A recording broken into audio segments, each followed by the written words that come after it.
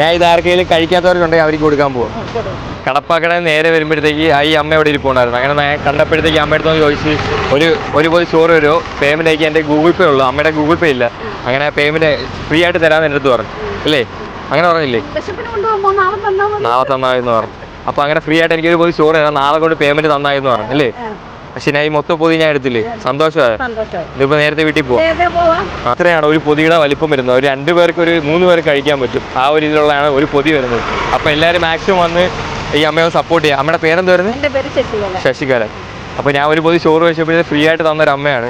ഭയങ്കര നല്ല മനസ്സിനുള്ള അമ്മയാണ്.